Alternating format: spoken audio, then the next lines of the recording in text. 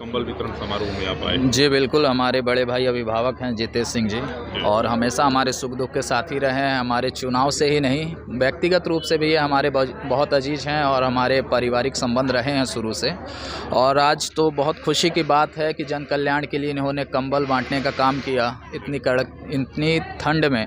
और हम सब दरौली विधानसभा के सभी प्रतिनिधि और हमारी एनडीए की सरकार हमेशा आप लोगों के साथ और दरौली की जनता और बिहार की जनता के साथ सदैव खड़ी रहेगी। जिस मजबूती के साथ बिहार की जनता ने एनडीए सरकार को इतनी मजबूती के साथ बिहार में लाने का काम किया, उसके लिए हमारा एनडीए पूरा परिवार बहुत बहुत आभारी रहेगा।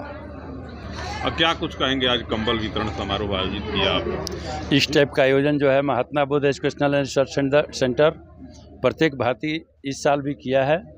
और इस साल जो है हमारे स्थानीय माननीय विधायक, सौभाग्य है कि हमारे विधायक हैं और हम लोगों के बीच हैं, बहुत खुशी है। दूसरी बात, जो यहाँ के जो कुछ भी रास्ता और प्रॉब्लम जो कुछ भी है, बहुत कुछ दूर हो चुका है। क्योंकि इस गांव को जो है आज़ादी के बाद से ही इग्नोर किया गया था। सिवान के मानचित्र पर इकलौता ये पंचायत है जो विकास से बरसों दूर था। लेकिन जो कुछ भी पुल और रास्ता आप देख रहे हैं, आने के लिए जो कनेक्टिविटी मिला है, माननीय एनडीए सरकार का देन है। और आगे भी विकसित काम, विकास के काम होता रहेगा। माननीय विधायक जी जिस तरह से आश्वासन दिए हैं, हर तरह के विकास होगी। बड़ा कठिनाई हुई होगी, ये रास्ता और ये इलाका विकास से बड़ा अछूता रहा है, स्पेशली सड़कों के मामले में। जी बिल्कुल, 20-22 वर्षों से बहुत ज़्यादा हमारा दरौली विधानसभा पिछड़ापन रह गया है।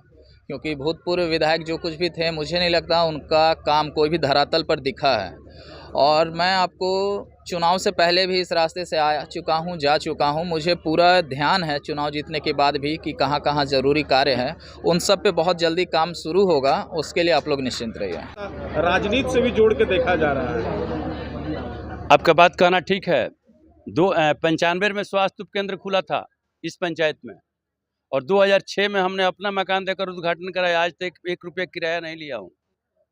और निजी ज़मीन में इस गांव से लेकर के और आगे अंदर जाने का मार्ग रास्ता निकला है, उसमें सरकार का कोई योगदान नहीं है, लेकिन इस गांव के लोग का योगदान है।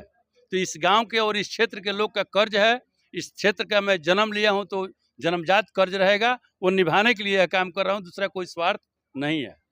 इस तरह की कार्य योजना आगे भी करूंगा, इसके लिए मैं वचनबद्ध हूँ गाँव के प्रति।